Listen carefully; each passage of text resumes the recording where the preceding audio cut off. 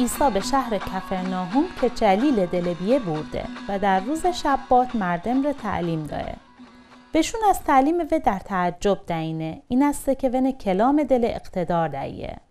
در کنیسه حتی دیوانه مردی دایه که روح ناپاک داشته و با صدای بلند داد زوه: ای عیسی ناصری، ته امار چی کار دانی؟ مگه بیاموی امار نابودا کنی؟ من دوم به تکی هستی، ته اون قدوس خدایی.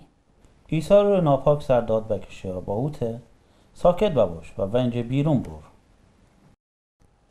اون لحظه دیو اون مردی رو در حضور همه بنبزو و بیون که آسیبی به برسنده ونجم بیرون بمو.